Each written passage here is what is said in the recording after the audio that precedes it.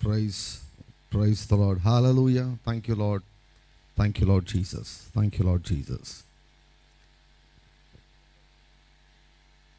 ఈ సువార్త మహోత్సవాలలో రెండవ రోజు ప్రభువైన యేసుక్రీస్తు వారి నామములో మీకు అందరికీ శుభములు తెలియజేస్తున్నాను. మరొకసారి నన్ను ఇక్కడ నిలబెట్టినటువంటి ప్రభువైన యేసుక్రీస్తు వారికి నా పూర్ణ హృదయంతో మెండుగా కృతజ్ఞతలు తెలియజేస్తున్నాను.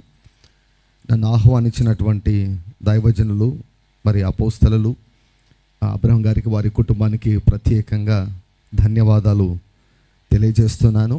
సో వారు పరిచర్య ప్రారంభించి 25 సంవత్సరాలు పూర్తయిన సందర్భంగా మరి ఈ యొక్క సభలు ఎంతో ప్రత్యేకతను చాటించుకుంటున్నాయని నేను నమ్ముచూ ఉన్నాను.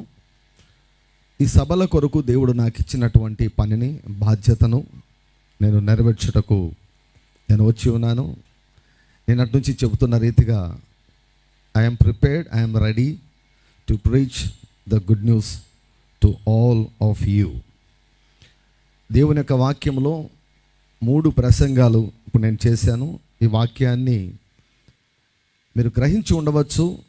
అయితే ఈ వాక్యాన్ని నేను చెబుతూ ఉన్నాను కనీసము 10 లేకపోతే 20 సార్లు ఈ యొక్క ప్రసంగాలు మీరు వినాలని నేను మనవి చేస్తూ ఉన్నాను. నేను ఆచరించేదే నేను చెబుతూ ఉన్నాను. నేను ఆచరించనిది చెప్పే ధైర్యం నాకు లేదు, అంత ఓపిక కూడా నాకు లేదు. ఈ వాక్యములో దేవుడు దాచి ఉంచినటువంటి సమస్తము నువ్వు తెలుసుకోవాలి అంటే కనీసం 10 లేక 20 సార్లు ఈ 4 వర్తమానాలు మీరు వినాలని నేను ఎంతగానో మనవి చేస్తూ ఉన్నాను. ఈ వర్తమానంలో దేవుడు ఉంచినటువంటి అభిషేకం ఏమిటి అంటే నిన్ను ఆర్థికంగా దీవించే అభిషేకాన్ని దేవుడు ఈ వర్తమానంలో ఆయన దాచి ఉంచాడు. క్రీస్తునందు ప్రియులైనటువంటి వారులారా, ఒక గొప్ప సంపన్నమైనటువంటి కుటుంబంలో మీరు జన్మించారనుకోండి. గొప్ప సంపన్నమైన కుటుంబంలోనికి మీరు జన్మించారు. సో మీ తండ్రి గారు మంచి ఆస్తి పరులే ఉంటున్నారు. అట్ ద సేమ్ టైం ఆ తండ్రి చాలా నీతిమంతుడు, యథార్థవంతుడు అనుకోండి. ఆయన పిల్లలు ఎప్పుడు కూడా సక్రమంగా జీవించాలని, నైతిక విలువలతో సమాజంలో బాధ్యతతో, భక్తితో జీవించాలని కోరుకునే తండ్రి ఉంటాడు. సో ఆ తండ్రి తన పిల్లలకు ఎప్పుడూ కూడా నువ్వు అలా జీవించు, ఇలా జీవించని నైతిక విలువలు బోధిస్తూ, ఎప్పుడూ క్రమశిక్షణనే బోధిస్తూ, సరిగా అన్నం పెట్టకుండా, సరిగా మంచి బట్టలు తీసేయకుండా, అనారోగ్యం వస్తే సరైన ఆసుపత్రిలో చూపించకుండా, చదివేదానికి మంచి స్కూల్లో చేర్పించకుండా, ఇవి ఏవి పట్టించుకోకుండా ఎప్పుడు కూడా నీతిగా బతుకు, నీతిగా బతుకు, నీతిగా బతుకు అని చెబుతూ ఉంటే అసలు ఆ ఇంటిలో మీకు ఉండబుద్ధి అవుతుందా? సపోజ్ మీరే ఓ తండ్రి అనుకోండి, సంపన్నుడైనటువంటి తండ్రి అనుకోండి. మీ పిల్లలకు కేవలం మీరు నైతిక విలువలు మాత్రమే బోధిస్తారా, లేకపోతే వారి ప్రతి అక్కర్లు కూడా తీరుస్తారా? ప్రతి అక్కరను తీరుస్తారు. వారికి అనారోగ్యం వస్తే వారిని మంచి హాస్పిటల్లో చూపిస్తారు. చదివేదానికి మంచి స్కూల్లో, మంచి కాలేజ్లో మీరు చేర్పిస్తారు. మీ సామర్థ్యం చొప్పున మీరు మీ పిల్లల గురించి అన్ని విషయాల్లో మీరు బాధ్యతను తీసుకుంటారు. God is just the same. God is a good father. దేవుడు మంచి తండ్రి అయి ఉంటున్నాడు. యేసుక్రీస్తు ప్రభువు ప్రపంచానికి, లోకానికి దేవునిని ఓ తండ్రిలాగా పరిచయం చేశాడు. హల్లెలూయా. హీ ఈజ్ అ ఫాదర్ అంటూ అస్. ఆయన మనకు నాన్న, ఆయన మనకు డాడీ, ఆయన మనకు పప్పా అయిపోయాడు. గాడ్ ఈజ్ అ ఫాదర్ అంటూ అస్. కేవలం నీతిగా బతుకు, పరిశుద్ధంగా జీవించు, పరిశుద్ధంగా జీవించు అని మాత్రమే ఊరికే ఎప్పుడు చెవులు వాసిపెట్టేట్టు మాత్రమే చెప్పడు. ఆయన నీ అక్కరలను కూడా ఆయన తీరుస్తాడు. Hallelujah. God is concerned about every area of your life. అందుకే యేసుక్రీస్తు ప్రభువు అభిషేకించబడిన తర్వాత ఆయన బోధిస్తూ ఆయన అన్నాడు, పరిశుద్ధాత్ముడు నా మీదికి వచ్చాడు, నా పైన ఉన్నాడు. దేని కొరకు అంటే పేదవారికి సువార్తను ప్రకటించుటకై. పరిశుద్ధాత్మ నా మీదికి వచ్చాడని ఎగిరి డ్యాన్స్ వేయలేదు, కింద పడలేదు, ఒకరి మీద ఒకరు పడలేదు. కానీ ఏం చేశాడు తెలుసా? పేదవారికి సువార్తను ప్రకటించాడు యేసుక్రీస్తు ప్రభువు. బైబిల్ పేదవాడంటే పేదవాడే, పాపి అంటే పాపియే, రోగి అంటే రోగే. రోగిని పాపిగా, పాపిని పేదవాడిగా మార్చవద్దు, మార్చకూడదు.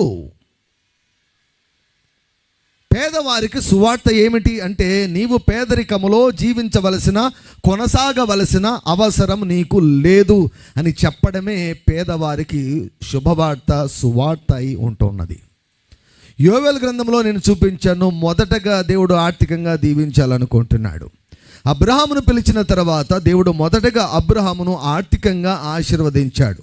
ఆత్మీయ ఆశీర్వాదాలు పాత నిబంధన కాలంలో అందుబాటులో లేవు. ఎందుకు అంటే మానవుడు తిరిగి జన్మించే అనుభవము కేవలం యేసుక్రీస్తు ప్రభు యొక్క పునరుత్థానం తర్వాతనే ఆరంభమైంది. ఆత్మీయ ఆశీర్వాదాలు అనేవి యేసుక్రీస్తు ప్రభు యొక్క శిలువ కార్యము తర్వాత మాత్రమే ఆరంభమయ్యాయి.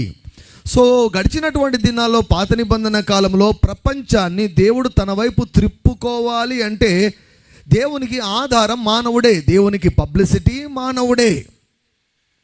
మీటింగ్స్ కొరకు మనం పబ్లిసిటీ ఇచ్చాం కదా, అదే రీతిగా మన జీవితాలే దేవునికి పబ్లిసిటీగా ఉండాలని దేవుడు కోరుకుంటున్నాడు. మన జీవితాలే పత్రికలని దేవుని యొక్క వాక్యంలో వ్రాయబడి ఉంది. సో అబ్రాహామును పిలిచి అబ్రాహామును అన్ని విషయంలో దీవించి ఏమన్నాడు తెలుసా? అబ్రాహామును చూడండి, అబ్రాహాము సేవించే దేవుడు ఎంత మంచివాడు అని లోకానికి తెలియజేసి లోకమంతా కూడా అబ్రాహాములాగా అబ్రాహాము దేవుని ఆరాధించాలని దేవుడు కోరుకున్నాడు. గనకనే దేవుడు అబ్రాహాముని బహుధనవంతుడిగా చేశాడు. నేను చెప్పే ఈ మాటలన్నీ కూడా నా హృదయ అంతరంగంలో నుంచి పరిశుద్ధాత్ముడు ఇస్తున్నటువంటి మాటలు. నీవు దరిద్రతలో, పేదరికములో, లేమిలో, అప్పులలో, లోన్లలో నీవు జీవించాలని నీ దేవుడు ఏమాత్రం కూడా ఆయన కోరుకోవడం లేదు. అప్పులు లేని జీవితంని నీవు జీవించాలని దేవుడు కోరుకుంటున్నాడు. 10 మందికి సహాయము చేయగలిగే స్థితిలో నీవు ఉండాలని కోరుకుంటున్నాడు. ఇప్పుడు నీవు ఏ ఆర్థిక పరిస్థితిలో ఉన్నావో అలాగే ఉండాలని దేవుడు కోరుకోవడం లేదు. మొన్న మధ్యలో హనుమాన్ జంక్షన్ దగ్గరికి మీటింగ్స్కి వెళ్ళాం. సో అక్కడ ఒక దైవజనరాలతో నేను మాట్లాడుతూ కొన్ని మాటలు మాట్లాడుతూ అడిగాను అనమాట. వారు కొన్ని పాటలు చేస్తూ ఉంటారు. సో మ్యూజిషియన్స్ గురించి అడిగితే వారు చెప్పారనమాట, ఈ కాలంలో చాలామంది అందరు కాదు, చాలామంది ఈ వాయిద్యాలు నేర్చుకున్నటువంటి వాళ్ళు సినిమా ఫీల్డ్లోకి వెళ్ళిపోతున్నారు బ్రదర్ అన్నారు. ఏమండి ఎందుకు అలా వెళ్తున్నారంటే డబ్బులు బ్రదర్, డబ్బుల కొరకు మీటింగ్లకు వెళ్తే మహా అంటే ఎంతో దొరుకుతుంది కాబట్టి సినిమాల్లో ప్లే చేస్తే డబ్బు చాలా దొరుకుతుందని చాలామంది సినిమాలకు వెళ్తున్నారు. నాకు తెలిసినటువంటి ఒక పాస్టర్ గారు, వారి కుమారుడు ఉన్నాడు, మంచి జాజ్ ప్లేయర్. ఇప్పుడు ఏం చేస్తున్నాడయ్యా అంటే సినిమా ఫీల్డ్ వలనే ప్రజలు డబ్బు కొరకు ఏమండి తప్పుడు దారులలో వెళ్ళిపోతూ ఉన్నారు. తప్పుడు మార్గాల్లో డబ్బు సంపాదించే దాని గురించి నేను మాట్లాడడం లేదు, లోకానుసారంగా డబ్బులు సంపాదించేదానికి నేను మాట్లాడడం లేదు. కానీ యెహోవా ఆశీర్వాదం పనిచేస్తే దరిద్రత మాయమైపోతుంది, ఐశ్వర్యము ప్రత్యక్షమవుతుంది అని బోధిస్తూ ఉన్నా నేను. దేవుడిచ్చినటువంటి తలాంతు, దేవుడిచ్చినటువంటి సువార్త ఏమండి శక్తిహీనమైనది కాదు. అందుకే పౌలు అన్నాడు, సువార్త విషయమై నేను ఏమాత్రం సిగ్గుపడను వాడను కాను అన్నాడు.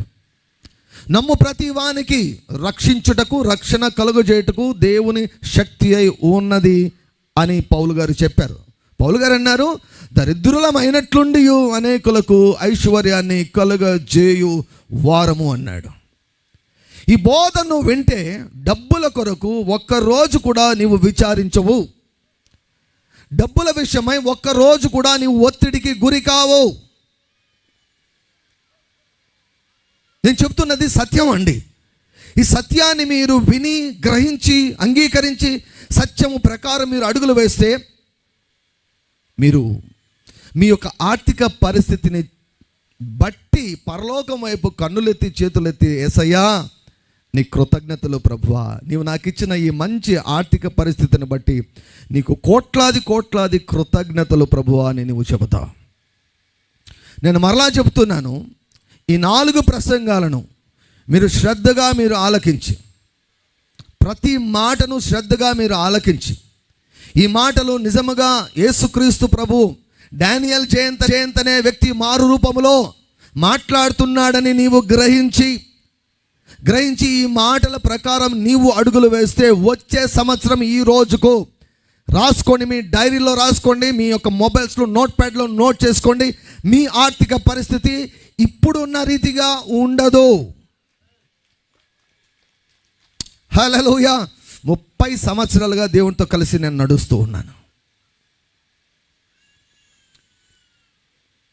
దేవుడు ఆదామును ధనవంతునిగా చేశాడు, అబ్రాహామును బహు ధనవంతునిగా చేశాడు, ఇస్సాకును మిక్కిలి ధనవంతునిగా చేశాడు, యాకోబును మిక్కిలి ధనవంతునిగా చేశాడు, యోసేపుకు దేశాన్ని అప్పగించేశాడు, యోబును కొన్ని దేశాలకే రిచెస్ట్ పర్సన్గా దీవించాడు, ఇక దావీదును అపరిమితంగా దీవించాడు. సొలొమోనుకు ముందు తర్వాత సొలొమోను లాంటి ఐశ్వర్యవంతుడు ఉండడు అని దేవుడు చెప్పాడు. వాళ్ళ నాన్న సర్వనాశనం చేసినా కూడా దేశం యొక్క ఆర్థిక పరిస్థితిని పూర్తిగా మార్చివేశాడు హిజ్కియా గారు. నజరేయుడైన యేసు భూమి మీద పేదవాడిగా జీవించలేదు, ధనవంతుడిగా జీవించాడు. అపోస్తలులు పేదవారిగా జీవించలేదండి. ఒకసారి పేతురు గారికి ఒక చిన్న డౌట్ వచ్చింది. ప్రభువా, మేము సమస్తము వదిలిపెట్టి నిన్ను వెంబడించామే, మా పరిస్థితి ఏమిటయ్యా? ఇప్పుడు నీవు ఉన్నంత వరకు మాకు ఏ కొదవలేదు, no problem, you are taking care of every need of us and our families. మరి తర్వాత ఏంటి మా పరిస్థితి ఏమిటి? మా ఉద్యోగాలు వదిలిపెట్టాం, మా వ్యాపారాలు వదిలిపెట్టాం, మా పరిస్థితి ఏంటి అంటే, ప్రభు అన్నాడు, నా కొరకు కానీ సువార్త నిమిత్తం కానీ ఎవడైనా ఏమి కోల్పోయినా కూడా ఇహమందు అంటే ఈ భూమి మీద ప్రతివాడు 100 ఫలము పొందుతాడని యేసు ప్రభు తన సొంత నోటితో పలికాడు. ఆయన 100 భూమి మీద ప్రతి వాడు. కాదండి, పేతురు అన్నాడు కదా, వెండి బంగారు నా దగ్గర లేవు అన్నాడు కదా. ఎంత పేదవాడిగా జీవించాడో తెలుసా? ఎవరు చెప్పారండి? ఆ టైంలో లేదు, చర్చికి పోయి ఆ టైంలో జోబులో డబ్బు లేవు. ఇప్పుడు నా దగ్గర నా పర్సు కూడా లేదు, పర్సు కూడా నా సూట్ కేసులో పెట్టి వచ్చాను. ఇప్పుడు ఎవరు నన్ను డబ్బులు అడిగితే నా దగ్గర లేవని చెప్తాను. నేను నా దగ్గర ఇప్పుడు లేవని చెప్తాను. నా దగ్గర ఇప్పుడు లేవంటే అసలు నాకు ఆస్తే లేదని అర్థమా? గమనించారా? పేతురు ఒక ప్రసంగం చేస్తే 5,000 మంది పురుషులు రక్షించబడ్డారు. 5,000 మంది పురుషులు అంటే 5,000 కుటుంబాలు అనుకోవచ్చు. పురుషుడు రక్షించబడ్డాడంటే దాదాపుగా కుటుంబాలనే రక్షించబడినట్లే. ఒకసారి 3,000 కుటుంబాలు, ఒకసారి 5,000 కుటుంబాలు, 8,000 కుటుంబాలంట వారి ఆస్తులను, వారి ఇండ్లను, వారి భూములను అమ్మేసి వచ్చినటువంటి ధనాన్ని అపోస్తలుల కాళ్ళ దగ్గరికి తీసుకొని వచ్చారంట. కాళ్ళ దగ్గరికి కోట్లు వస్తాయి, కాళ్ళ దగ్గరికి కోట్లు వస్తాయి, కాళ్ళ దగ్గరికి కోట్లు దేవుడు తీసుకొని వస్తాడు. కాళ్ళ దగ్గరికి కోట్లు వస్తాయి. ఈ కోట్లు కాదు, డబ్బులు మాట్లాడుతున్నా, డబ్బుల గురించి నేను మాట్లాడుతున్నా. కాళ్ళ దగ్గరికి కోట్లు వస్తాయి. పేతురు కాళ్ళ దగ్గరికి కోట్లు వచ్చాయి. కాళ్ళ దగ్గర పెట్టారు కానీ నెత్తికి ఎక్కించుకోలేదు వారు. కాళ్ళ దగ్గరికి డబ్బులు వస్తాయి, కాళ్ళ కిందనే పెట్టుకో, నెత్తి మీదకి ఎక్కించుకోవద్దు. దేవుని స్థానాన్ని ఎప్పుడు కూడా డబ్బుకి ఇవ్వద్దు. డబ్బును ఎక్కడ పెట్టాలో అక్కడ పెట్టడం మొట్టమొదటిగా నేర్చుకో. Then no problem. 100 కోట్లు అయినా దేవుడు నీకు ఇస్తాడు, 1000 కోట్లు అయినా దేవుడు నీకు ఇస్తాడు. దేవునిని వెంబడించిన వారిలో ఎవ్వరు కూడా పేదవారిగా మిగిలిపోలేదు. నీ జీవితంలో పేదరికము కొనసాగకూడదు. ఇది పరిశుద్ధాత్ముడు నీ గురించి కోరుకుంటున్నటువంటి విషయం. ఇదంతా థియరీ, ఇదంతా చాలా బాగుందండి, మీరు చెప్పింది చాలా బాగుంది. మా యొక్క అవసరతల గురించి మీరు మాట్లాడుతున్నారు, ఇది చాలా చక్కగా ఉంది. అయితే దీన్ని ఎలా సాధించాలి? 3 ప్రసంగాలు విని ఈ ప్రసంగం వినకుంటే ఏమండి, ఏమాత్రం కూడా ప్రయోజనం ఉండదు. ఈ ఆఖరి ప్రసంగం అన్నటువంటిది కీ ప్రసంగం. తాళపు చెవి ఎప్పుడు కూడా చిన్నగానే ఉంటుంది, కానీ పెద్ద పనులు చేస్తుంది. తాళపు చెవి చిన్నదే. యేసుప్రభు అన్నాడు, పరలోకపు రాజ్యపు తాళపు చెవులను నీకు ఇస్తాను అన్నాడు. సో ఈరోజు నేను ఒక 3 ఏమంటే కీస్ మీకు చెప్పి వెళ్ళిపోతాను. ఆ కీస్ తీసుకొనండి. ఆ కీస్, ఆ తాళపు చెవులు మీరు వాడండి. మీరు అద్భుతాల తర్వాత అద్భుతాలు మీరు చూస్తారు. దేవుడు క్యాన్సర్లు బాగు చేయడం మాత్రమే కాదు, తలనొప్పిని బాగు చేయడం మాత్రమే కాదు, దేవుడు ఆర్థికపరమైన అద్భుతాలు కూడా చేస్తాడు. హల్లెలూయా. బైబిల్లో కేవలము రోగాలు మాత్రమే నయం చేయలేదు, దయ్యాలు మాత్రమే వెళ్ళగొట్టలేదు, ఆర్థికపరమైన అద్భుతాలను కూడా దేవుడు చేశాడు. ఈ రోజు నుంచి ఆర్థికపరమైన అద్భుతాలు నీ జీవితంలో ఆరంభమవుతూ ఉన్నాయి. ఆర్థికపరమైన అద్భుతాలు జరిగే దాని కొరకై ఏమండి విత్తనాలు విత్తబడుతూ ఉన్నాయి. బహు క్లుప్తంగా నేను 3 తాళపు చెవులను మీ ముందు ఉంచబోతున్నాను. Pay very very good attention. ఇప్పుడు కారు డ్రైవింగ్ గురించి మీరు యూట్యూబ్లో వీడియో చూడొచ్చు, ఏమండి పుస్తకాలు చదవచ్చు. మీరు యూట్యూబ్లో చూసినంత మాత్రాన, పుస్తకాలు చదివినంత మాత్రాన మీకు కార్ డ్రైవింగ్ వస్తుందా? రాదు. కార్ డ్రైవింగ్ రావాలి అంటే డ్రైవింగ్ చేయవలసిందే. ఇప్పుడు ఈత నేర్చుకోవాలంటే పుస్తకాలు చదివితే రాదండి. పుస్తకాలు చదివితే రాదు. ఈతను గురించి వీడియోలు చూస్తే రాదు. ఈత ఆడాలి. యేసుక్రీస్తు ప్రభు ఒక మాట అన్నారు, నా యొద్దకు వచ్చి నా మాటలు విని వాటి ప్రకారము చేయువాడు. 3 ప్రసంగాలు విన్నాం. ఇప్పుడు 4వ ప్రసంగం ఏమిటంటే మన బాధ్యత ఏమిటి? What is your role in possessing what God has already given unto you. దేవుడు నీకు ఇచ్చినటువంటి ఐశ్వర్యాన్ని పొందుకోవడంలో నీ పాత్ర ఏమిటి? మధ్యాహ్నము 2nd సెషన్లో చెప్పాను. సిలువ దగ్గర ఏం జరిగింది? చాలామంది మెడలో సిలువ ఉంటుంది, కానీ మనసులో సిలువలో ఏం జరిగిందో తెలియదు. సిలువ దగ్గర ఓ భీకరమైన గొప్ప మహా ఎక్స్చేంజ్ మేళా జరిగింది. నీ పేదరికాన్ని యేసు ప్రభు తీసుకొని ఆయన ఐశ్వర్యాన్ని నీ కొరకు ఏమండి ఆత్మీయ మండలంలో ఆయన వదిలేశాడు. నీ కొరకు ఐశ్వర్యము రెడీగా ఉంది. ఇప్పుడు నీదే పని, ఆయనదేం లేదు. ఆయన ఇట్ ఈస్ ఫినిష్డ్ అన్నాడు. ఆయన ఫినిష్డ్ అని వెళ్ళి కూర్చొని నీ కొరకు ఆయన వెయిట్ చేస్తున్నాడు. ఇంతకాలం పేదరికంలో ఉండేదానికి దేవుడు కారణం కాదు, దేవుని చిత్తము కారణం కాదు. నీదే ఆలస్యం, నీదే ఆలస్యం, నీదే ఆలస్యం. ప్రభు అంటున్నాడు, నా యొద్దకు వచ్చి నా మాటలు విని వాటి ప్రకారము చేయువాడు. సో నీవేం చేయాలో నేను చెబుతాను. మొట్టమొదటి తాళపు చెవి. ఐశ్వర్యాన్ని సంపాదించుకోవాలన్నా, అప్పుల నుంచి బయటికి రావాలన్నా, 10 మందికి ఉద్యోగాలు ఇచ్చే స్థితిలో ఉండాలన్నా, 10 మందికి ఆర్థికంగా సహాయం చేసే స్థితిలో నీవు ఉండాలన్నా, దేవుని యొక్క మందిరానికి దావీదులాగా కానుకలు ఇవ్వాలని కోరిక నీకు ఉన్నా కూడా నువ్వు వాడవలసినటువంటి మొట్టమొదటి తాళపు చెవి ఏమిటంటే, నీవు విశ్వాసపు భాష అనగా దేవుని యొక్క భాష నీవు మాట్లాడాలి. నానా విధములైన భాషల గురించి, అన్య భాషల గురించి కాదు నేను మాట్లాడేది, విశ్వాస భాషను నీవు మాట్లాడాలి. సామెతల గ్రంథము 18వ అధ్యాయము 20వ వచనము 21వ వచనము. ఒకని నోటి ఫలము చేత వాని కడుపు నిండును, తన పెదవుల ఆదాయము చేత వాడు తృప్తి పొందును. జీవ మరణములు నాలుక వశము, దాని యందు ప్రీతి పడువారు దాని ఫలము తిందురు. చాలా ఇంపార్టెంట్ వాక్యాలు ఇవి. ఒకని నోటి ఫలము చేత వాని కడుపు నిండుతుందంట. కోటి విద్యలు కూటి కొరకే అనమాట. ఈ కడుపు కొరకే కదా. ఈ కడుపును నింపుకునే సూత్రాన్ని దేవుడు చెబుతున్నాడు. ఏంటో తెలుసా సూత్రము? నోటి ఫలము. నోటి ఫలము చేత నీ కడుపు నిండుతుందంట, తన పెదవుల ఆదాయము చేత. చాలామందికి చేతలతో పని చేయడం తెలుసు, కాళ్ళతో పని చేయడం తెలుసు, మనసుతో పని చేయడం తెలుసు, కానీ పెదవులతో పని చేయడం తెలియదు.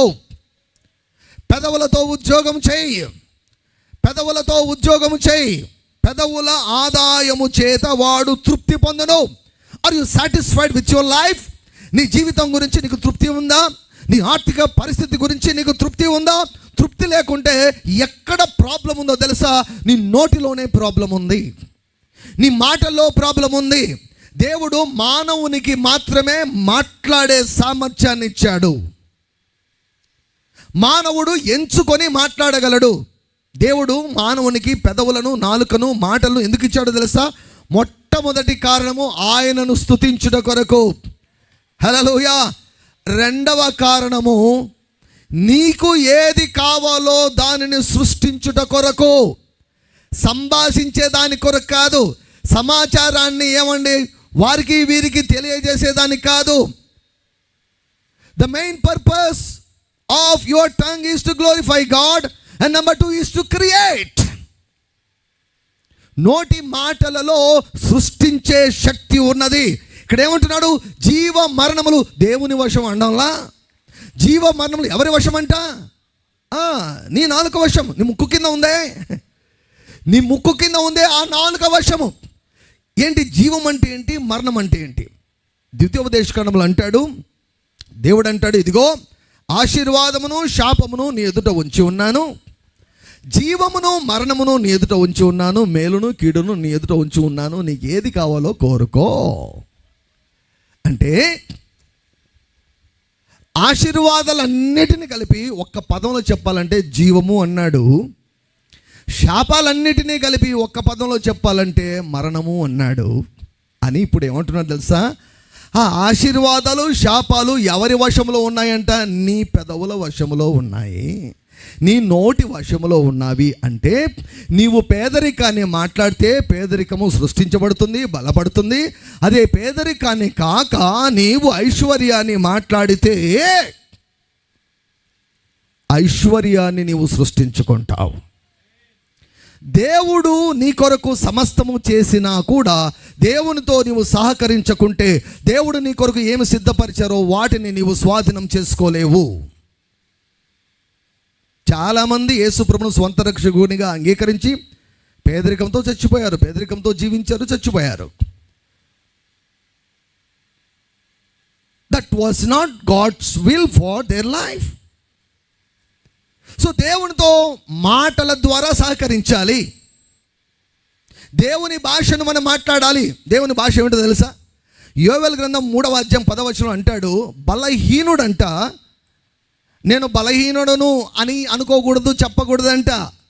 బలహీనుడు ఏమనాలంటో తెలుసా? నేను బలవంతుడు అనాలంట. ఇంగ్లీష్లో ఉంటుంది, let the weak say say say I am strong. బలహీనుడు ఏం చెప్పాలంట? నేను బలహీనుని బలహీనుని బలహీనుని అని చెప్పకూడదంట. ఆల్రెడీ నువ్వు బలహీనంగా ఉన్నావు. ఆ బలహీనతను ఇంకా నువ్వు చెబుతుంటే అది యాంప్లిఫై అయిపోతుంది, అది ఇంకా ఎక్కువ అయిపోతుంది. ఆ బలహీనతను మార్చాలి అంటే నీవు దేవుడు నీకు ఇచ్చినటువంటి నాలుకతో నీవు బలవంతుడను అని నీవు మాట్లాడాలి అని లేఖనాలు చెబుతూ ఉన్నాయి. సో మాటలు, మొదటి తాళపు చెవి మాటలు.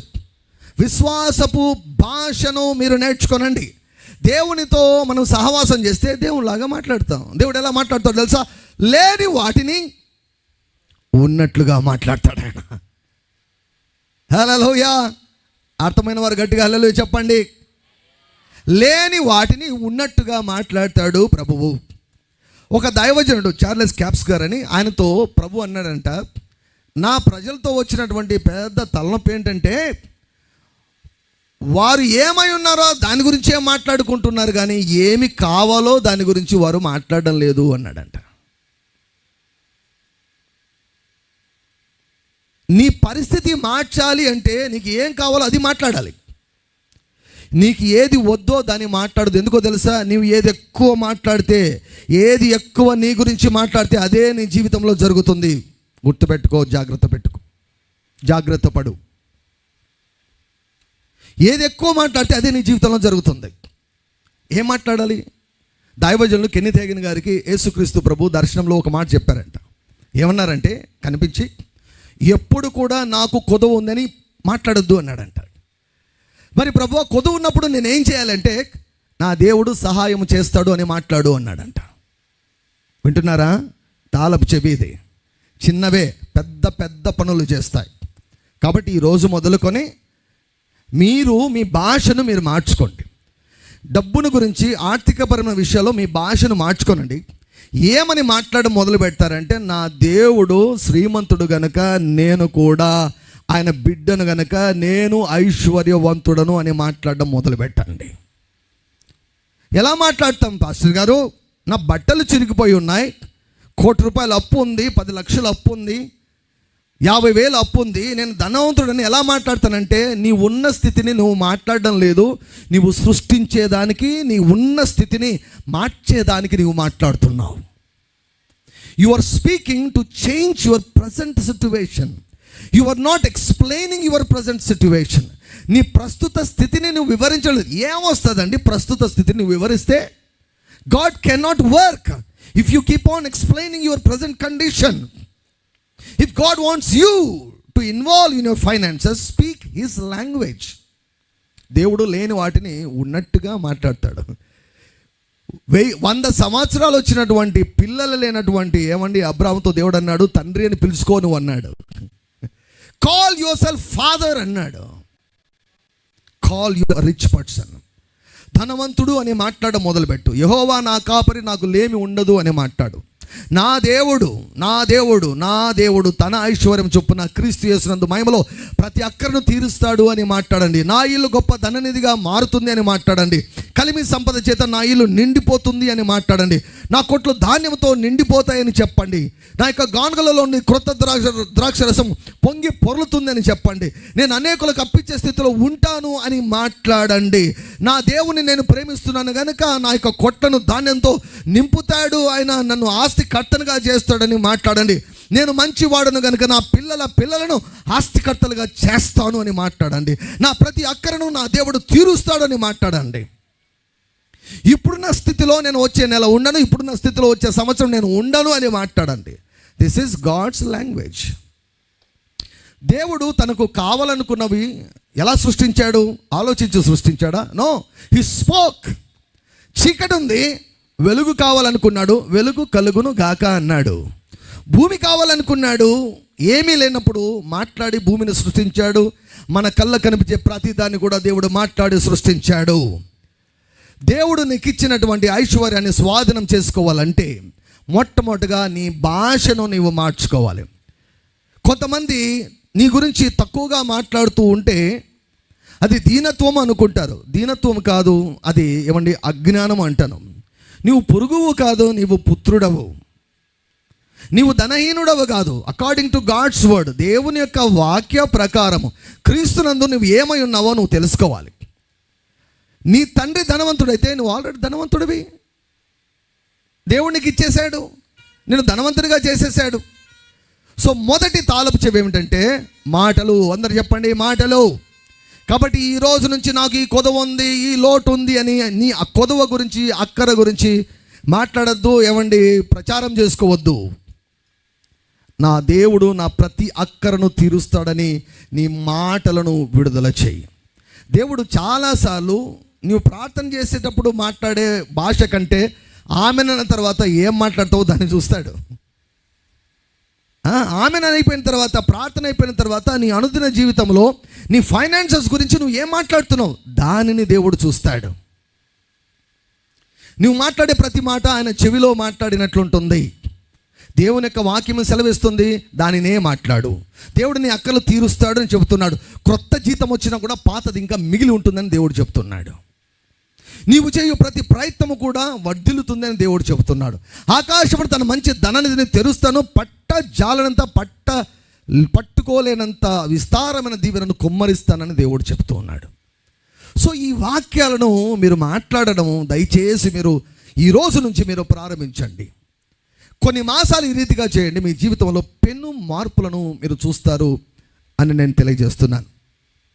పెను మార్పులను చూస్తారు. సో మీకు ఈ యొక్క విశ్వాస భాష నేర్పించే దాని కొరకే చాలా కాలంగా నేను ఎదురు చూస్తూ, కొన్ని సంవత్సరాల క్రితము ఒక మంచి పుస్తకాన్ని నేను రాశాను, నీ భవిష్యత్తును నీవు సృష్టించుకో అని. దయచేసి ఎదురుగా స్టాల్లో నేను రాసిన కొన్ని పుస్తకాలు ఉన్నాయి. దయచేసి పుస్తకాలు జీవితాల్లో మార్చగలవు అన్నదానికి నేనే సాక్ష్యము. కాబట్టి పుస్తకాలు ఎంతో విలువైనటువంటివి. మీరు చదవండి, అనేకులకు పరిచయం చేయండి. అనేకమైనటువంటి ప్రసంగాలు పరిశుద్ధాత్మని ప్రేరేపణతో నేను ప్రసంగించాను. ఆర్ డానియల్ జయంత్ మినిస్ట్రీస్ అనే యూట్యూబ్ ఛానల్ ఉంది.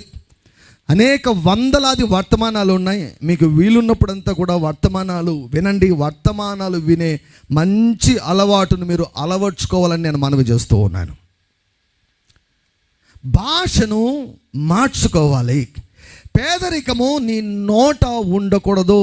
నీ ఇంటిలో పేదరికం ఉండకూడదంటే మొట్టమొదటిగా నీ నోట పేదరికము ఉండకూడదు. జీవ మరణములు నాలుక వశము నీ చేతిలో పెట్టేశాడు, నీకే వదిలేశాడు దేవుడు. ఇక నువ్వు ఏం చేస్తావో, ఏమి చేస్తావో. Speak what you want, don't speak what you don't want. నీకు అక్కరలేని దాని గురించి నువ్వు మాట్లాడద్దు. Speak financial prosperity over your life. నా పిల్లలకి ఏ కొదువు ఉండదు అని మాట్లాడు. నా దేవుడు ఆస్తికర్త కనుక ఆయన నా ప్రతి అక్కను తీరుస్తాడని మాట్లాడు. సో మొదటిది సే ఆర్ స్పీక్, మాట్లాడు. Speak the language of God, దేవుని యొక్క భాషను మాట్లాడు. రెండవది సీ, చూడు. రెండవది చూడాలి. మొదటిది మాట్లాడాలి, రెండవది చూడాలి. ఆదికాండము 13వ అధ్యాయము 14వ వచనం. లోతు అబ్రాహామును విడిచిపోయిన తరువాత యెహోవా, ఇదిగో నీ కన్నులెత్తి నీవు ఉన్న చోట నుండి ఉత్తరపు తట్టు, దక్షిణపు తట్టు, తూర్పు తట్టు, పడమర తట్టు చూడుము. నీ కన్నులెత్తి చూడుము, ఎందుకనగా నీవు చూచుచున్న ఈ దేశమంతటిని నీకును నీ సంతానమునకును సదాకాలము ఇచ్చెదను. ఒక నియమాన్ని ఇక్కడ దేవుడు చూపిస్తున్నాడు. అబ్రహామా, నీవు ఏ స్థితిలో ఉన్నావో ఆ స్థితిలో నుండి నువ్వు చూడు, కళ్ళతో చూడు. ఈరోజు ఏం చెప్తున్నాడంటే, నీ భాషను మార్చుకో. రెండవది నీ ఆలోచనలను మార్చుకో. నీ మనసుతో చూడు. దేవుడు ఏమంటున్నాడు, నీవు ఏమి చూస్తే, నీవు ఎంత చూస్తే అంత నీకు ఇస్తాను అంటున్నాడు. మరలా చెప్తున్నాను, నీవు ఏమి చూస్తే, నీవు ఎంత భూభాగాన్ని చూస్తే, నీవు చూసేదంతా నీ సొత్తుగా నేను చేస్తాను అంటున్నాడు దేవుడు అబ్రహాముతో. ఇప్పుడు అబ్రహాము ఎంత ఆస్తిని సంపాదించుకుంటాడు అన్నటువంటిది ఎవరి చేతిలో ఉంది? అబ్రహాము చేతిలో ఉంది. అబ్రహాముకు దేవుడు చూడమని చెప్పాడు. పాస్టర్ గారు మీరు చెప్పేది బాగుంది. అబ్రహాము ఆ రోజు చుట్టూ చూశాడు. ఇప్పుడు నేనేం చూడాలి? ప్రస్తుత పరిస్థితిని చూడవద్దు. నీకేం కావాలో చూడు. నీ మనసులో చూడు, నీ మనసుతో చూడు. నీకేం కావాలో చూడు. మంచి ఇల్లు కావాలా? మంచి ఇంటిని చూడు. మంచి వస్త్రాలు కావాలా? మంచి వస్త్రాలు చూడు. బంగారు కావాలని కోరుకుంటున్నావా? బంగారు కోరుకోవడం తప్పులేదు, కానీ బంగారు పిచ్చి, అసలు ఏ పిచ్చి ఉండకూడదు. మనకు ఉండాల్సింది ఒకే ఒక పిచ్చి, యేసయ్య పిచ్చి, ఆత్మల పిచ్చి. హల్లెలూయా. డబ్బు పిచ్చి ఉండకూడదు, బంగారు పిచ్చి ఉండకూడదు. ఇవన్నీ అవసరం తప్ప ఆ పిచ్చి ఉండకూడదు. Passion only for Jesus and to the lost and perishing souls. నశించిపోయే ఆత్మలంటే ఏమండి, ఎప్పుడెప్పుడు వారిని లాగుదామా బయటికి అన్నట్లు ఉండాలి. ఆ రెండు పిచ్చులు తప్ప ఇంకో పిచ్చి ఏది ఉండకూడదు. బంగారు అవసరమా? See the gold in your mind. నీ మనసుతో బంగారును చూడు. మంచి కారు కావాలా? చూడు. నీ మనసులో చూడు, నీ మనసుతో చూడు. బైక్ కావాలా? బైక్ను చూడు, నీ మనసులో చూడు, నీ మనసుతో చూడు. డబ్బులు కావాలా? ఎంత కావాలి? ఈరోజు యేసయ్య ఆనాడు ఎమ్మాయి మార్గానికి, ఎమ్మాయి గ్రామానికి వెళ్ళే మార్గంలో శిష్యులతో మారు రూపంలో మాట్లాడాడు. ఈరోజు డానియల్ జయంత్ అనే వ్యక్తి మారు రూపంలో యేసు ప్రభునితో మాట్లాడుతున్నాడు. నువ్వు ఇక్కడ ఉన్నా, లైవ్లో ఉన్నా, నువ్వు ఎక్కడ ఉన్నా, ఇప్పుడు చూస్తున్నా, తర్వాత చూస్తున్నా, Jesus is asking you, how much do you want? ఎంత నీకు అవసరం, ఎంత అవసరం, ఎంత కావాలి? నేను సేవించే దేవుడు, బైబిల్ గ్రంథంలో నేను తెలుసుకున్న దేవుడు అక్కర్లు మాత్రమే తీర్చే దేవుడు కాదు, హృదయ వాంఛలను కూడా తీర్చే దేవుడు ఆయన. హల్లెలూయా. అక్కర్లకు కొంతమంది దేవుని పరిమితం చేశారు, అక్కడే దేవుని ఆపేశారు. కానీ నేను చదివే వాక్యం అంటుంది, నీ కోరికను సిద్ధింపజేసి నీ ఆలోచన యావత్తును ఆయన సఫలపరచును గాక. హల్లెలూయా. అతని మనోభిష్టమును నీవు సఫలము చేయుచున్నావు. యెహోవాను బట్టి సంతోషించుము, ఆయన నీ హృదయ వాంఛలను తీర్చును. నేను ఒక పుస్తకం రాయబోతున్నాను, 1,00,000 ప్రశ్నలకు ఏకైక సమాధానము. మార్కు 11:24. పుస్తకం త్వరలో అందుబాటులోకి వస్తుంది. పుస్తకం పేరే మార్కు 11:24. క్యాప్షన్ ఏమిటంటే 1,00,000 ప్రశ్నలకు ఏకైక సమాధానం. తెలుగులో ఒక పదం మిస్ అయిపోయింది, ఇంగ్లీష్లో ఉంటుంది what so ever you desire. నీవు ఏమి కోరుకుంటావో, అక్కడి గురించి కాదు అక్కడ మాట్లాడేది, ఏమి కోరుకుంటావో. ఎంత డబ్బు కావాలి నీకు? 10,000, 1,00,000, 10 లక్షల, 50 లక్షల, కోటి రూపాయల, 10 కోట్ల, 100 కోట్ల, ఎంత కావాలి నీకు? కావాలంటే ఏం చేయాలో తెలుసా? చూడు, నీ మనసుతో 1,00,000 రూపాయలు నువ్వు చూడగలిగితే 1,00,000 రూపాయలు నా దేవుడు నీకు ఇస్తాడు. నీ మనసుతో, నీ మనసులో 1,00,00,000 రూపాయలు నువ్వు చూడగలిగితే 1,00,00,000 రూపాయలు నా దేవుడు నీకు ఇస్తాడు. నువ్వు ఎక్కడున్నావో అక్కడి నుంచి మొదలుపెట్టు. 100 రూపాయలు ఉంటే 1000 రూపాయలు చూడడం మొదలుపెట్టు. 1000 ఉంటే 1,00,000 చూడడం మొదలుపెట్టు. 1,00,000 ఉంటే 1,00,00,000 చూడడం మొదలుపెట్టు. 1,00,00,000 ఉంటే 10 కోట్లు చూడడం మొదలుపెట్టు. 10 కోట్లు ఉంటే 100 కోట్లు చూడడం మొదలుపెట్టు. ఒకవేళ పిలుపు పెద్దదైతే, పిలుపు గొప్పదైతే 1000 కోట్లను చూడడం మొదలుపెట్టు. లిమిట్ లేదండి, పరిమితి లేదండి. అనేక దేశాలకు నువ్వు అప్పిస్తావంటే ఏం 10 రూపాయలు 20 రూపాయలు ఇచ్చేది దేశాలు కప్పించే స్థితిలో నేను ఉంచాలని దేవుడు కోరుకుంటుంటే కొంచెం ఎందుకు కోరుకుంటావు? Pray God sized prayers, dream God sized dreams. చిన్నగా ఆలోచించద్దు, తక్కువ అడగద్దు. దేవుని స్థాయిని బట్టి అడుగు, దేవుని స్థాయిని బట్టి చూడు. ద్వితీయోపదేశకాండం 1వ అధ్యాయంలో ఏమంటాడంటే దేవుడు, ఇదిగో కనాను దేశాన్ని మీ చేతికి అప్పగించేశాను, మీరు వెళ్ళి స్వాధీనం చేసుకోండి అన్నాడు. దేవుని భాష చూడండి, నేను అప్పగించేశాను, మీరు వెళ్ళి స్వాధీనం చేసుకోనండి. అప్పగించబడడం వేరు, స్వాధీనం చేసుకోవడం వేరు. దేవుడు దావీదును అభిషేకించాడు, కానీ రాజుగా నియమించలేదు. అభిషేకించబడిన దానికి, నియమించబడేదానికి చాలా సంవత్సరాలు గడిచింది.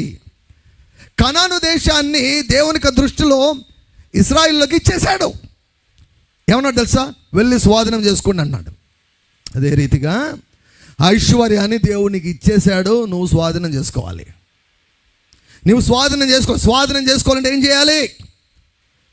విశ్వాసపు భాష మాట్లాడాలి, దేవుని యొక్క వాక్యాన్ని మాట్లాడాలి. ఏమండి, క్షమాపణ పొందేదానికి ఏం చేస్తాం? మనము రక్షించబడేదానికి ఏం చేస్తాం? యేసు ప్రభువు అనే నోటితో ఒప్పుకొని దేవుడు ఆయన మృతుల నుండి లేపాడని హృదయమందు నమ్ముతామండి.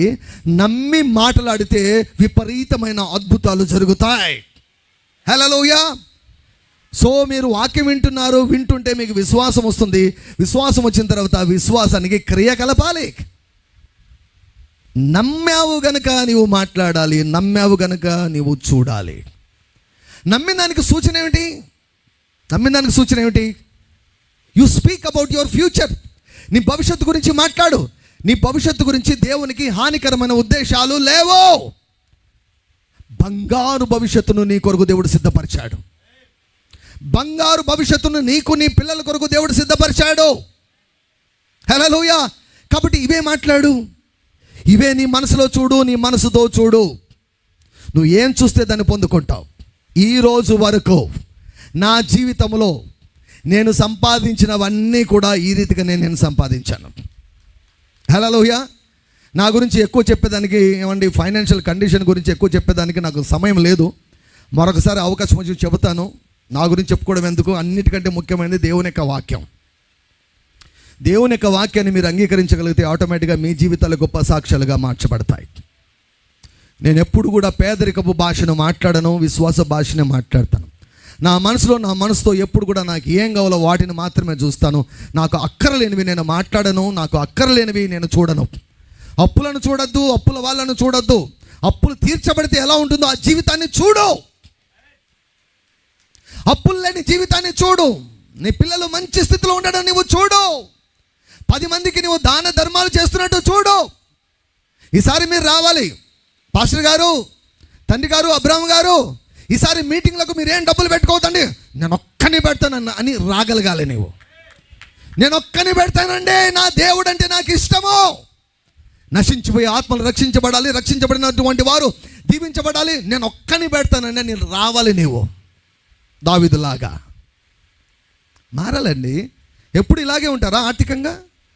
ఎప్పుడు అదే స్థితిలో ఉంటారా? No, we need to change positively.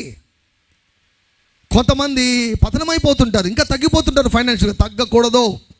వాక్యంలో రాయబడింది, వారు నానాటికి బలాభివృద్ధి నందుచు ప్రయాణము చేసేదారు. బలాభివృద్ధి పొందాలి, ఆర్థికాభివృద్ధి పొందాలి, అభిషేకాభివృద్ధి పొందాలి, సంతోషాభివృద్ధి పొందాలి, సమాధానాభివృద్ధి పొందాలి, ధైర్యాభివృద్ధి పొందాలి. అన్ని పాజిటివ్ థింగ్స్లో వర్ధిల్లాలి. దేవుడంట అబ్రాహామును అన్ని విషయాల్లో దీవించాడంట. ఈరోజు దేవుడు నిన్ను కూడా అన్ని విషయాల్లో దీవించాలని ఎంతగానో కోరుకుంటున్నాడండి. మొదటి తాలపు చెవి విశ్వాసపు భాష మాట్లాడు. దేవునితో ఏకీభవించి మాట్లాడు. నీకున్న పరిస్థితి గురించి నువ్వు మాట్లాడద్దు. కొంతకాలం కంటిన్యూస్గా మాట్లాడుతుండు, అది జరుగుతుంది. ఎందుకంటే బైబిల్ చెబుతుంది. బైబిల్ చెబుతుంది. రెండవదిగా నువ్వు చూడు, ఒక్క నయా పైసా ఖర్చు కాదు నీకు. మంచం మీద పడుకొని చూడు, నీకేం కావాలో. నియమం అండి. నియమం అంటే ఏంటో తెలుసా? అందరికీ పని చేసేది. ఇది సెల్ ఫోను ఇలా వదిలేసాను అనుకోండి, కింద పడుతుంది. నేను వదిలేసినా కింద పడుతుంది, మీరు వదిలేసినా కింద పడుతుంది. ఇది ఎందుకో తెలుసా? భూమి ఆకర్షణ శక్తి, అది ఒక నియమం. లా ఆఫ్ గ్రావిటేషన్ అంటామంటే అందరికీ పని చేస్తుంది. జీవ మరణములు నాలుక వశం అనేది కూడా అది ఒక నియమము, ఆత్మీయ నియమము. నాకైనా పని చేస్తుంది, మీకైనా పని చేస్తుంది. గుర్జేపల్లెలో అయినా పని చేస్తుంది, తాడిపత్రులో అయినా పని చేస్తుంది, కడపలో అయినా పని చేస్తుంది, ఏమంటే తెలంగాణలో అయినా పని చేస్తుంది, పాకిస్తాన్లో అయినా పని చేస్తుంది, భూమి మీద ఎక్కడైనా పని చేస్తుంది. ₹1 ఖర్చు కాదు. కూర్చొని చూడు. పనికి మాలిన పాడుపడిన దృశ్యాలు నీ మనసులో ఎందుకు చూస్తావు? ఏమంటే యూట్యూబ్లో కానీ ఇంటర్నెట్లో కానీ చెడు చిత్రాలు, పాడు చిత్రాలు, పాడువన్నీ ఎందుకు చూస్తావు? నీ మనసులో దేవుని యొక్క వాక్యపు వెలుగులో వాగ్దాన నెరవేర్పులను చూడు. దేవుడు వాగ్దానం ఎందుకు ఇచ్చాడు తెలుసా? చిత్రీకరించు, వాగ్దానాలను చిత్రీకరించు, చిత్రముగా చూడు. నీ మనసుతో వాగ్దాన నెరవేర్పును చూడు. యేసు ప్రభు ధనవంతుడై ఉండి నిన్ను ధనవంతుని చేయాలని ఆయన సిలువ మీద దరిద్రుడయ్యాడు. ఏం కావాలి? సిలువ కార్యం. నువ్వు పేదరికంతో మగ్గిపోతూ ఉంటే సిలువ కార్యం ఏం కావాలండి? క్రీస్తు సిలువ వ్యర్థం కాకూడదు. నీ భాషను మార్చుకో, నీ ఆలోచనలను నువ్వు మార్చుకో. మూడవది మొదటిది ఏంటి? Speak God's language. Second, see what you want or see the fulfilment of the promises of God. Third thing, sow విత్తు. దేవుని యొక్క వాక్యము మన కానుకలను దేంతో పోల్చిందో తెలుసా? విత్తనాలతో పోల్చింది. నీవు విత్తే ₹5 కానీ, ₹10 కానీ, ₹100 కానీ, ₹500 కానీ, ఏమండి ₹1000 కానీ, ₹1,00,000 కానీ, ₹1,00,00,000 కానీ, దానిని దేవుని యొక్క వాక్యం ఏముంటుందంటే విత్తనము అంటుంది. విత్తనము అంటుంది. మీరు మాట్లాడి, మీరు చూసి, ఇవన్నీ చేస్తూ ఈ మూడోది చేయకపోతే ఏమీ జరగదు. విత్తాలి. నాకు విత్తమని నేను చెప్పడంలా, అందుకే ధైర్యంగా డబ్బు గురించి నేను ఎక్కడైనా చెబుతాను. చాలా చోట్ల డబ్బు గురించినటువంటి ప్రసంగాలకు చెడ్డ పేరు ఎందుకు వచ్చిందో తెలుసా?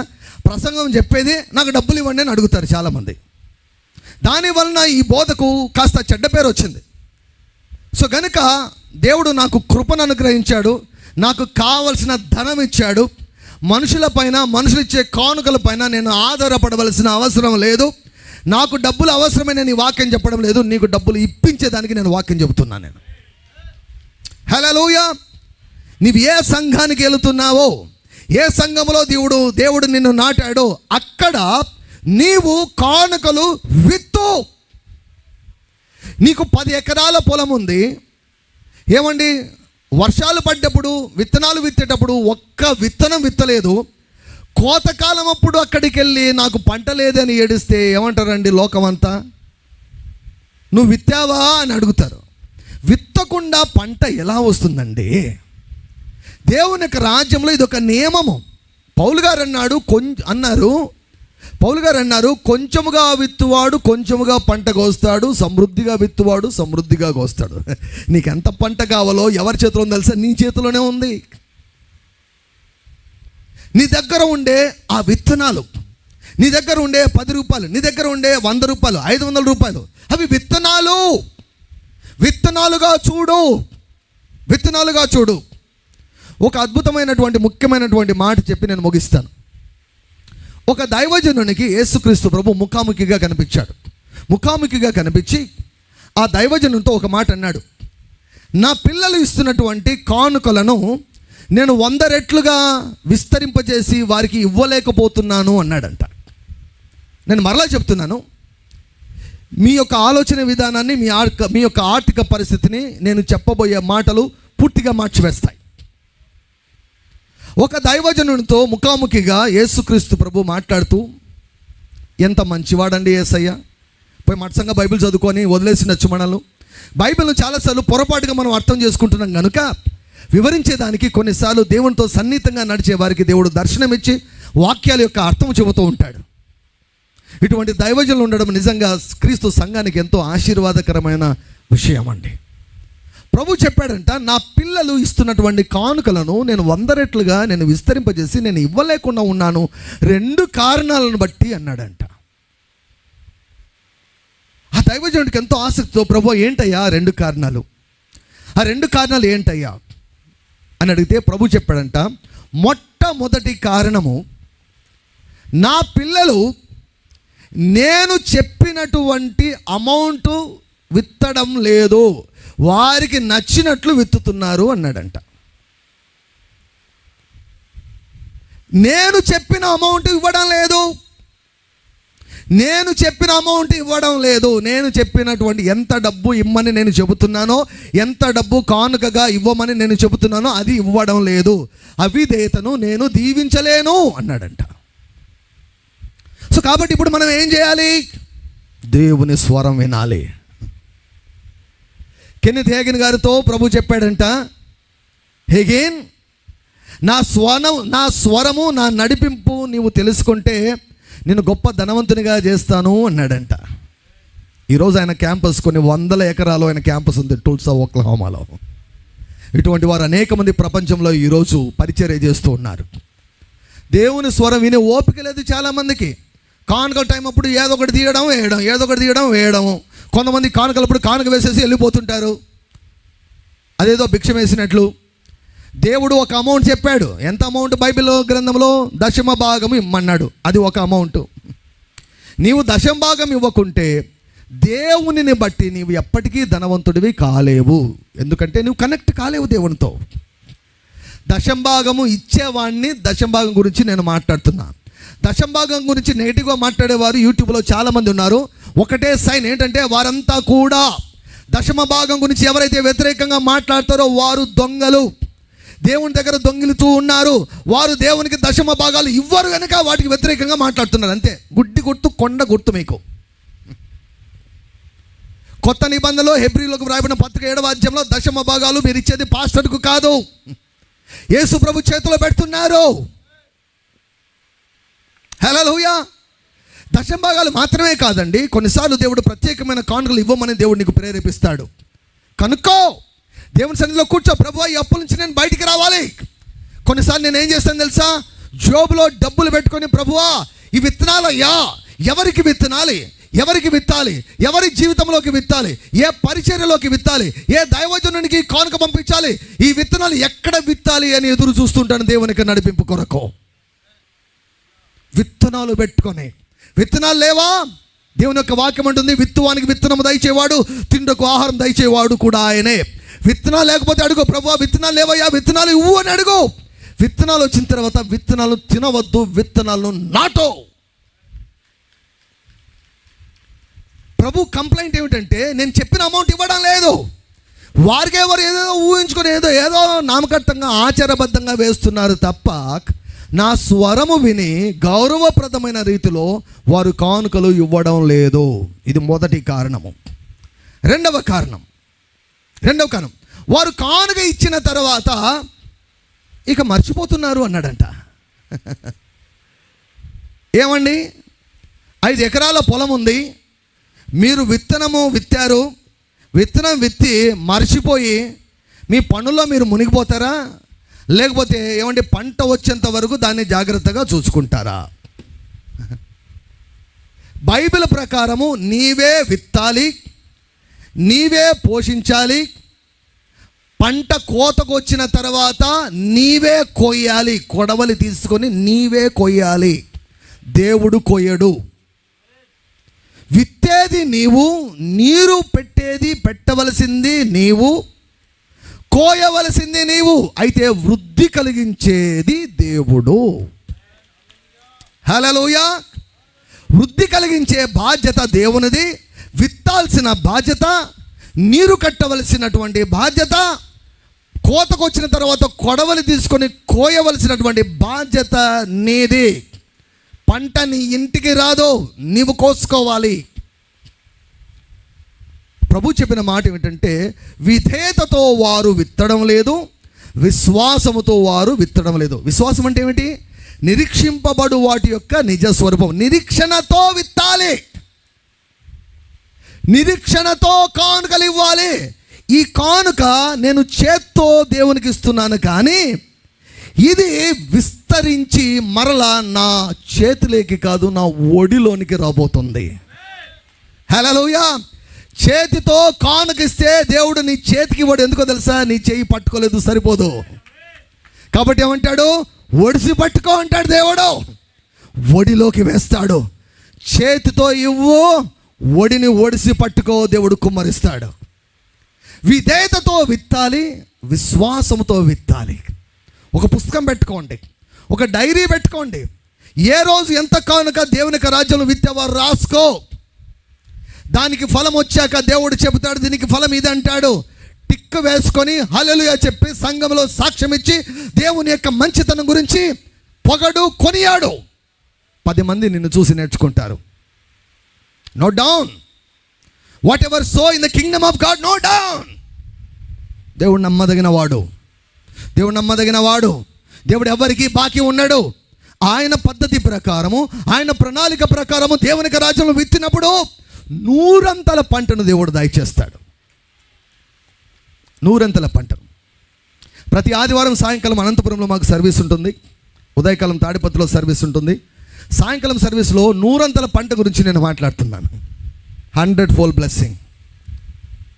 విత్తనాలు విత్తండి, దేవునికి సన్నిధిలో కనిపెట్టండి. దేవుడు ఎంత చెబితే అంత విత్తండి. విశ్వాసంతో విత్తండి, నిరీక్షణతో విత్తండి. దేవుడు నమ్మదగిన వాడు గనక దేవుడు మీకు పంటనిస్తాడు.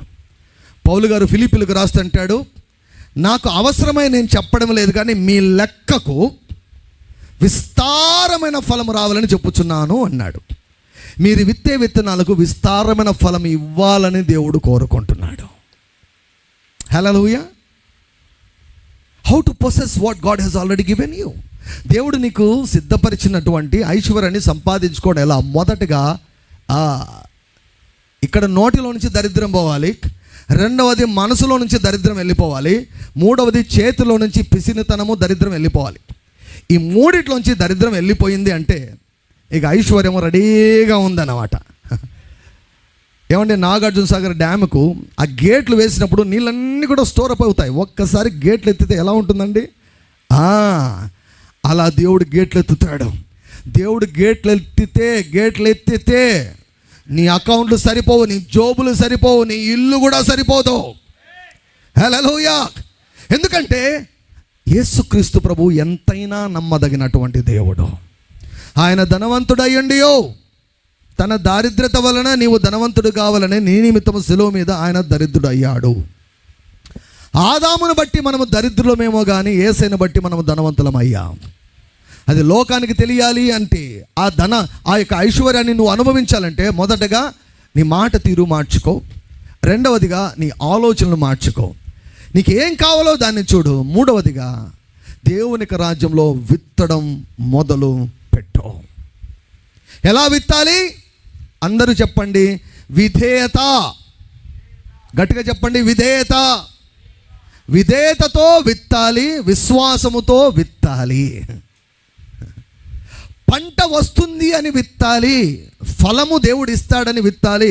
విశ్వాసం లేకుండా దేవునికి ఇష్టం ఉండటం అసాధ్యము. దేవుని వద్దకు వచ్చేవాడు దేవుడు ఉన్నాడనియు, ఆయనను జాగ్రత్తగా వెతుకు వారికి ఫలము దయచేయువాడనియు నమ్మవలను గదా. ఫలం ఇస్తాడండి. మీరు విత్తే విత్తనాలకు ఫలం ఇస్తాడు.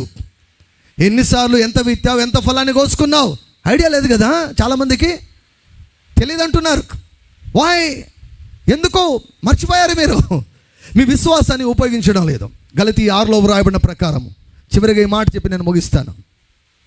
మనము మేలు చేయట ఎందు అలయకెందుము, మనము అలయక మేలు చేసితే మేమే తగిన కాలమందు పంట కోసుకుంటాం.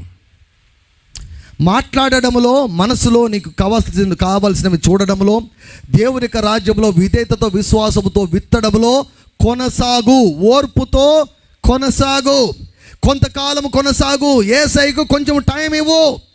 10 ఏళ్ల నుంచి దరిద్రతను, పేదరికాన్ని అనుభవిస్తున్నావు. దశాబ్దాల తరబడి పేదరికాన్ని, అప్పులను అనుభవిస్తున్నావు. నా దేవునికి 1 సంవత్సరం టైం ఇవ్వు, లేకపోతే 3 నెలలు టైం ఇవ్వు, 6 నెలలు టైం ఇవ్వు, కనీసం అంటే 1 సంవత్సరం టైం ఇవ్వు. నీ ఆర్థిక పరిస్థితిని మార్చిపడేస్తాడు. నేను చెబుతూ ఉన్నాను, మరలా వచ్చే సంవత్సరం ఈ టైంకి నేను చెప్పినటువంటి ఈ మాటలను మీరు ప్రాక్టీస్ చేస్తే, మీరు అవలంబిస్తే, మీరు యొక్క ఆర్థిక పరిస్థితి ఇప్పుడున్నట్లుగా ఉండదు. హల్లెలూయా. మీ పని పైన కూడా మీరు ఆధారపడవలసిన అవసరం ఉండదు. పని చేస్తే వచ్చేది జీతము, దయ చూపిస్తే వచ్చేది దయాధనము. మిరకల్ మనీ అంటాను నేను. మిరకల్ మనీ, దయతో నీకు ఇచ్చేది దేవుడు. సమృద్ధిని ఇవ్వాలని దేవుడు ఆశపడుతున్నాడు. ఈ 4 ప్రసంగాలను మరలా వినండి. నిజంగా if you want to become rich, అప్పులతో, అవమానంతో విసిగి వేసారిపోయావా? నా పిల్లల భవిష్యత్తు ఏమైపోతుంది అనుకుంటున్నావా? చావే శరణం అనుకుంటున్నావా? నువ్వు చావద్దు. నా దేవుడు నిన్ను ధనవంతుడిగా చేసేసాడు. ఆ ఐశ్వర్యాన్ని నువ్వు అందుకోవాలంటే మొట్టమొదటగా ఈ 4 ప్రసంగాలు 10 లేకపోతే 20 సార్లు వినండి. ఒక వ్యక్తి ఒకసారి నా దగ్గరికి వచ్చాడు. ఒక వ్యక్తి నా దగ్గరికి వచ్చి ఒక మాట అన్నాడు. ఏమన్నాడు తెలుసా? ఎందుకు ఇది చెప్పాలనిపిస్తుంది.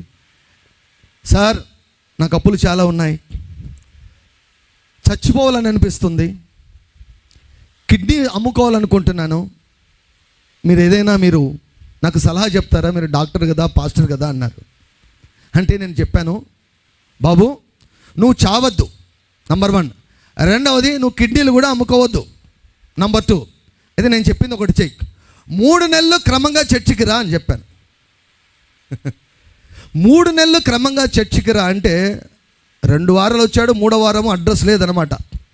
మనోడికి చర్చికి వచ్చేదానికంటే కిడ్నీలు అమ్ముకోవడం ఈజీ. మనోడికి చర్చికి క్రమంగా వచ్చేదానికంటే ఏమని పురుగుల మందు త్రాగి చావడం సులభం అన్నమాట. వింటే మీరు మేలు పొందుతారు. దేవుని యొక్క వాక్యం శ్రద్ధగా వింటే ఆ వాక్యము మీలో ఫలిస్తుందండి. దైవజనులు చెప్పారు సువార్తలో, శక్తి శక్తి శక్తి శక్తి శక్తి. వాక్యము ప్రబలమై వ్యాపిస్తుందండి. వాక్యము నెరవేరుస్తుందండి. వాక్యము నిన్ను ఐశ్వర్యవంతునిగా చేస్తుంది. వాక్యము నీకు ధన సమృద్ధిని దయచేస్తుంది. Hallelujah. I want to hear so many testimonies. నేను చాలా సాక్ష్యాలు నేను వింటానని నేను నమ్ముతున్నాను. నేను ఎదురు చూడబోతూ ఉంటున్నాను. మీ జీవితాల్లో ఈ వాక్యం ద్వారా మీ జీవితంలో ఆర్థికపరమైన అద్భుతములు జరిగిన తర్వాత పాస్టర్ గారు కానీ మాకు కానీ తెలియజేయండి. మీతో కలిసి మేము ఆనందిస్తాం. మేము ఎప్పుడు కూడా సంతోషించే వారితో సంతోషిస్తాం. హల్లెలూయా. దేవుడి యొక్క మాటలు మీ వినికిడిలో అత్యధికంగా ఫలింపచేయునుగాక. మరొకసారి నాకు అవకాశం ఇచ్చినటువంటి దైవజనులకు, వారి కుటుంబానికి బ్రదర్ జాషువా కాలిబ్ మరియు దైవ సేవకులకు అందరికీ కూడా మరొకసారి కృతజ్ఞత తెలియజేస్తూ నేను సెలవు తీసుకుంటున్నాను. God bless you. ఆ స్టాల్లో బుక్స్ ఉన్నాయి, మీరు కావాలంటే తీసుకోవచ్చు. అనేకులకు ఈ ప్రసంగాలు పరిచయం చేయండి. వారికి నిజంగా మీరు మేలు చేసిన వారు అవుతారు. దేవుడు మిమ్మల్ని అత్యధికముగా దీవించును గాక. God bless you all. Thank you.